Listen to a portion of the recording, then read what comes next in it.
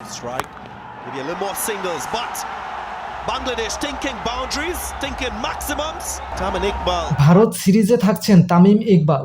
ভারতের বিপক্ষে 2 ম্যাচের টেস্ট সিরিজ ও 3টি টি-20 খেলতে আগামী সপ্তাহে দেশ ছাড়বে টাইগাররা। পাকিস্তানের বিপক্ষে লাল বলে দুর্দান্ত সাফল্যের পর এবার ভারতকে হারাতে চায় শান্ত বাহিনী। স্কোয়াডে না থাকলেও এই সিরিজে টাইগারদের সঙ্গী হতে যাচ্ছে তামিম ইকবাল। গুঞ্জন উঠেছে আসন্ন ভারতের বিপক্ষে সিরিজে ধারাভাষ্যকার হিসেবে দেখা যেতে পারে তামিম ইকবালকে। এই তথ্য নিশ্চিত করে খবর প্রকাশ করেছে দেশের একটি বেসরকারি গণমাধ্যম। তাদের প্রতিবেদন থেকে জানা গেছে, সম্প্রচারকারী প্রতিষ্ঠান স্টারের সঙ্গে কথাবার্তা চলছে তামিমের। যদিও এখন চূড়ান্ত না হলেও সেই পথে এগিয়ে যাচ্ছে সবকিছু। ভারতের মাটিতে যখন সাকিব আল হাসানরা ব্যাট বলে লড়াই করবেন, তামিমকে তখন দলের হয়ে ম্যাচ বিশ্লেষণে দেখা যেতে পারে। কমেন্ট্রি বক্সে মাইক্রোফোনের পেছনে তামিম যে স্বাচ্ছন্দ্য বোধ করবেন তার নমুনা পাওয়া গিয়েছে আগেই।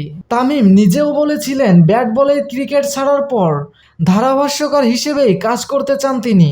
এর আগে এক সাক্ষাৎকারে ভবিষ্যৎ পরিকল্পনা নিয়ে তামিম জানিয়েছিলেন, আমার মনে হয় না আমি কোচিং লাইনে আসব, তবে কমেন্ট্রি আমাকে একটু টানে।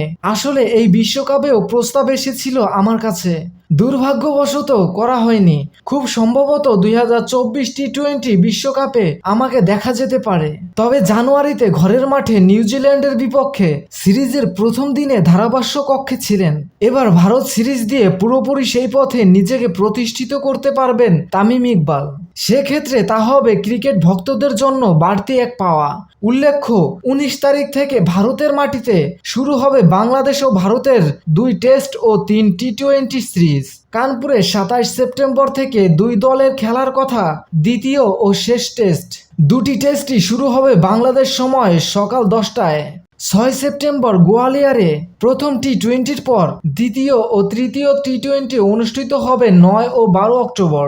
এই সিরিজের সবগুলো ম্যাচই হবে দিবারাত্রি। Sports desk, Bangladesh news today.